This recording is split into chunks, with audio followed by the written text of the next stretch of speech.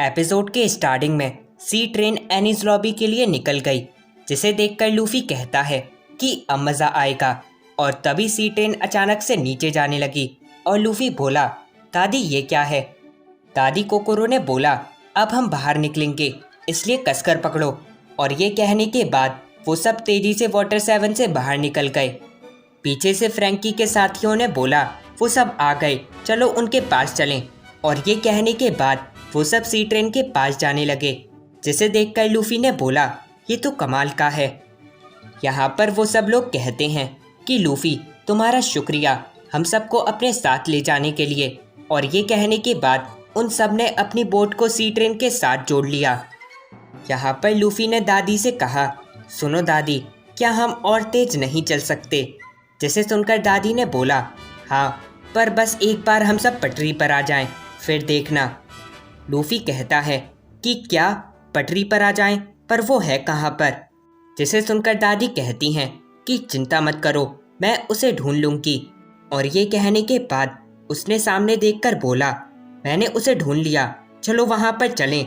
और इस सब के बाद उसने स्पीकर से सब लोगों से बोला, सुनो, सी ट्रेन जल्द ही पटरी पर आ जाएगी और फिर अपनी पूरी रफ्तार से चलेगी, इसलिए कसकर पकड़ना। यहाँ पर दादी ने स्पीड बढ़ा दी और फिर पटरी पर ट्रेन को चढ़ाने की कोशिश करी, पर वो नहीं कर पाई। चिमनी ये सब देखकर कहती है कि बढ़िया दादी, आप पास ही थी। जिसे सुनकर दादी ने बोला, हाँ पर एक मिनट, तुम दोनों वहाँ पर क्या कर रहे हो, और वो भी उस ट्रेन के ऊपर। जल्दी करो और अंदर आ जाओ। और तभी चिमनी ट्रेन पर अटक गई और बोली, देखो हम उड़ रहे हैं। यहाँ पर दादी कोकोरो ने लूफी से बोला, सुनो लूफी, उन दोनों को लेकर अंदर आ जाओ, हम बस पटरी पर आने ही वाले होंगे। जिसे सुनकर लूफी बोला, हाँ ठीक है, पर इस सबसे पहले वो उन दोनों को अंदर ला पाता। सी ट्रेन ऊपर आ गई और चिमनी और लूफी दोनों पीछे फ्रैंकी के साथियों के पास चले गए।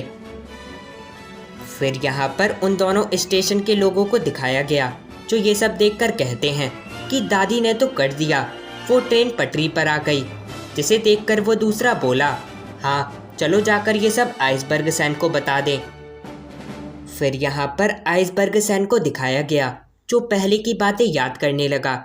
और इस सब के बाद हमें 8 साल पहले का सीन दिखाया गया, जहाँ पर दादी कोकोरो कहती हैं कि सुनो, तुम्हारा दोस्त कोटी फ्लैम वो मर गया। उसने ट्रेन को रोकने की कोशिश करी पर नहीं रोक सका, और अब बस तुम ही बचे हो जो टॉम का सपना पूरा करोगे। मुझसे वादा करो कि तुम सबसे अच्छे शिपराइट बनोगे, बस टॉम के लिए। और आइसबर्ग ये सब सुनकर बोला, हाँ मैं ये करके रहूँगा। और फिर मैंने मेहनत करना शुरू कर दिया ताकि इस शहर और उन ब्लूप्रिंट को बचा सकूं। और फिर मैंने गैलीला कंपनी खोली और साथ ही टाउन का मेयर भी बना। पर एक दिन वो वापस आ गया। मैं काफ़ी ज़्यादा चौंक गया था, इसलिए मैंने उससे तब मिलने से मना कर दिया। फिर यहाँ पर 4 साल बाद का सीन दिखाया गया, जहाँ पर फ्रैंकी आइसबर्ग से बोला, सुनो आइसबर्ग, मैंने सुना कि तुमने गवर्नमेंट की मदद करी, वो भी उनके लिए शिप बनाकर। आइसबर्ग ये सब सुनकर कहता है कि तुम तो चुप ही रहो, ये सब तुम्हारी ही गलती थी, तुम्हारी ही वजह से ये सब हुआ। और मुझे तो यकीन नहीं होता तुम्हारे पास चेहरा दिखाने की हिम्मत कैसे है, वो भी उस दिन के बाद। वैसे मुझे लगा था कि तुम मर गए, पर चाहे कुछ भी हो जाए मैं तुम्हें कभी भी माफ़ नहीं करूँगा। ओह हाँ, वैसे ये सब छोड़ो, ये लो ये ब्लूप्रिंट, मैं इन्हें और अपने साथ नहीं रख सकता। और क्योंकि सबको लगता है कि तुम मर गए, तो तुम्हारे पास ये सुरक्षित रहेंगे। और हाँ, अपना नाम भी बदल लेना। फ्रैंकी ये सब सुनकर बोला, पर तुम ये नहीं कर सकते। अगर तुम्हारे पर किसी ने हमला कर दिया तो फिर क्या, उससे बढ़िया तो इन्हें जला ही दो। और वैसे क्या तुम्हें मुझ पर भरोसा है। जिसे सुनकर आइसबर्ग कहता है कि हाँ भरोसा है, इसलिए तो वो तुम्हें दिए, मैं इसे नहीं जला सकता। टॉम सैन इसे बचाने के लिए मर गए, इसलिए मैं नहीं चाहता कि उनकी इन्हें बचाने की मेहनत बेकार जाए। सुनो, मुझे तुम पर पूरा भरोसा है, तुम इसे ठीक से रखोगे। और ये कहने के बाद वो रोने लगा और बोला, मैं खुश हूँ कि तुम जिंदा बच गए। फ्रैंकी कहता है कि पागल आइसबर्ग, तुम रो क्यों रहे हो, मैं जो करना चाहता हूँ वो करूँगा। और यहाँ पर फ्रैंकी कहता है कि आइसबर्ग, क्या तुम ठीक हो? फिर यहाँ पर लूफी और चिमनी को दिखाया गया, जो बोले, मुझे लगा कि मैं मर गया। जिसे सुनकर दादी कोकोरो ने बोला, तुम दोनों ऊपर गए क्यों थे? यहाँ पर जोरो सबको देखकर बोला, 1 मिनट रुको, यहाँ पर कुछ तो गलत है। जिसे सुनकर वो दोनों शिपराइट बोले कि क्या गलत है? जोरो कहता है कि तुम सब हो कौन? और इस सब के बाद पाउली ने बोला, मैंने तुम सबको रोकने की बहुत कोशिश करी, पर तुम नहीं रुके, और क्योंकि मुझे भी उन सब से बदला लेना था, तो मैं भी आ गया। पीछे से वो दोनों पाउली से कहते हैं कि पाउली, वैसे दुश्मन थे कौन? तुम चिंता मत करना, हम बिल्कुल भी नहीं चौंकने वाले।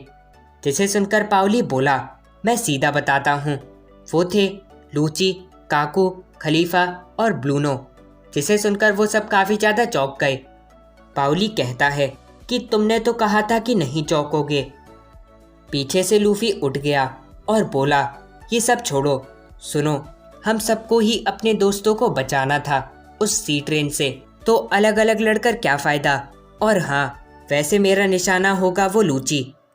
पीछे से नामी कहती है कि सब सुनो, सामने से एक्वा लगुना आ गई। और हाँ, दादी कोकोरो, आप यहाँ पर क्या कर रही हो? जिसे सुनकर दादी ने बोला, मेरा काम अब ख़त्म हुआ, इस ट्रेन में कोई ब्रेक है ही नहीं। यहाँ पर लूफी अपना हाथ आगे करके बोला, सुनो, अलग अलग होकर कोई भी फ़ायदा नहीं, हम सब साथ में ही लड़ेंगे और सबको बचा लेंगे। हम सब अब साथी हैं, चाहे आगे कोई कितना बड़ा तूफान क्यों ना हो, हम नहीं रुकने वाले। तो फिर ठीक है, चलो आगे चलें। जिसे सुनकर सब लोग कहते हैं कि हाँ, हम तुम्हारे साथ हैं। और सामने है वो बड़ा तूफान, एक्वा लगुना।